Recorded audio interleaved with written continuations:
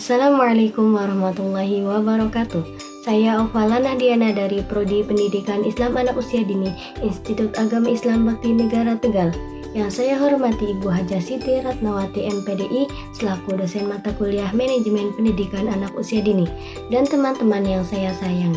Pada video kali ini saya akan membahas tentang pembaharuan tata kelola PAUD. Silahkan disimak ya teman-teman. Yang pertama, saya akan menjelaskan tentang pengertian pembaharuan PAUD. Kata pembaharuan merupakan istilah yang akrab bagi kita banyak orang, termasuk bagi para mahasiswa calon guru PAUD seperti kita. Kata pembaharuan memiliki akar kata baru yang berarti belum pernah ada, dilihat, dan ataupun didengar sebelumnya. Pembaharuan pendidikan PAUD adalah pembaharuan dalam bidang pendidikan PAUD, yaitu pembaharuan yang dimaksudkan untuk memecahkan masalah-masalah ataupun mengembangkan pendidikan di PAUD. Nah, istilah pembaharuan pendidikan PAUD dapat diartikan sebagai suatu penemuan ide, teori, metode, media pembelajaran atau yang lainnya yang dianggap sebagai hal baru oleh seseorang atau sekelompok orang, baik itu hasil discovery maupun invensi untuk memecahkan masalah-masalah atau mengembangkan PAUD. Jadi contohnya seperti pembaharuan kurikulum di Indonesia. Selanjutnya yaitu tujuan pembaharuan PAUD. Jadi pembaharuan PAUD memiliki tujuan pembaharuan, bukan sekedar merupakan upaya untuk mengubah suatu keadaan tanpa arah perubahan yang jelas. Nah, pembaharuan juga bukan merupakan suatu kegiatan yang sifatnya coba-coba tanpa adanya pertimbangan yang matang. Nah, meskipun dalam prosesnya bisa melibatkan serangkaian langkah uji coba yang panjang.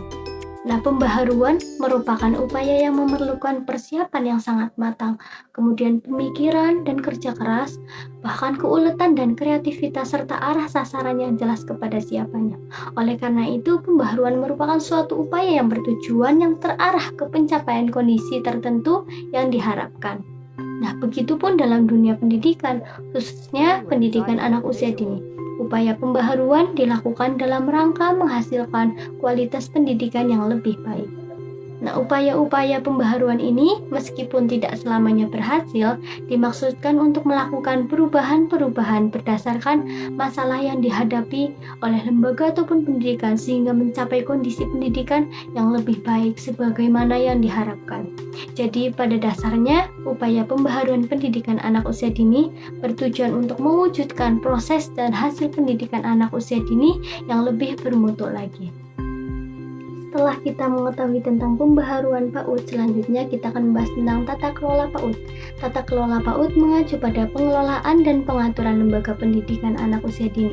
Hal ini meliputi strategi, kebijakan, dan prosedur yang digunakan untuk memastikan bahwa pendidikan anak usia dini diselenggarakan dengan baik, sesuai standarnya, dan memenuhi kebutuhan perkembangan anak. Nah, pengelolaan pembelajaran di tingkat manapun memiliki fungsi untuk memudahkan pengelolanya dalam mencapai tujuan pendidikan, baik secara umum yang tertuang dalam peraturan pemerintah ataupun undang-undang pendidikan yang berlaku. Artinya, dalam melaksanaan pengelolaan pembelajaran diperlukan perencanaan yang baik, kemudian pelaksanaan pembelajaran yang sesuai dengan rencana, dan juga pengawasan yang diwujudkan dengan sistem penilaian yang objektif, kemudian yang jujur, dan menurut standar penilaian yang ditetapkan sebelumnya. Berikut adalah contoh pembaharuan atau tata kelola PAUD yang diterapkan pada masa COVID-19. Jadi pelaksanaan proses pembelajaran PAUD di masa pasca pandemi COVID-19 memang disesuaikan dengan kondisi setiap lembaga dan keluarga ataupun rumah semua peserta didiknya. Nah, beberapa lembaga PAUD tetap sepenuhnya melakukan pembelajaran daring. Namun ada juga lembaga PAUD yang menggabungkan dua metode, yaitu daring dan juga luring. Nah, penggabungan dua metode ini lebih dikenal sebagai pembelajaran blended learning. Anak usia dini memang lebih membutuhkan interaksi langsung secara fisik ataupun tatap muka agar dapat membentuk ikatan emosional pendidik dan peserta didik. Penggunaan metode pembelajaran yang hanya daring saja menimbulkan kurangnya ikatan emosional ini. sehingga terkadang ditemukan peserta didik yang enggan melakukan tugas-tugas belajar yang sudah direncanakan oleh peserta didik. Kemudian juga ada kebosanan anak yang lebih besar lagi dengan tidak adanya teman-teman sekolah yang biasa bermain dan belajar bersama. Selain itu, beban orang tua yang karena tuntutan ekonomi harus banyak keluar rumah untuk bekerja mencari nafkah juga menjadi faktor yang semakin membuat anak rindu kepada sekolah. Sedangkan pelaksanaan blended learning ini ada beberapa hal yang harus diperhatikan oleh pengajar pada masa pandemi, yaitu aturan main terkait protokol kesehatan, bahasa yang digunakan ketika terjadi pelanggaran protokol kesehatan, kemudian penggunaan fasilitas bersama. Salah satu yang kurang menjadi perhatian di Indonesia adalah penggunaan bahasa di kelas ketika menegur anak. Nah, pelaksanaan ini dilaksanakan 1 minggu dalam 3 hari dengan berkelompok yang sudah dirancang oleh guru TK.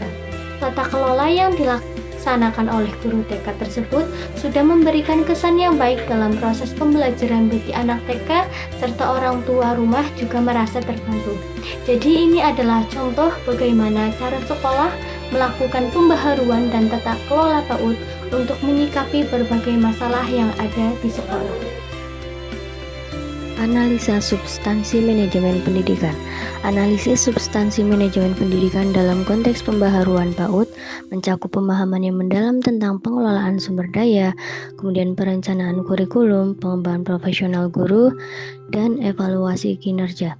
Yang pertama, pengelolaan sumber daya, yaitu manajemen keuangan yang efektif untuk memastikan tersedianya dana yang memadai untuk pembaharuan tata kelola PAUD.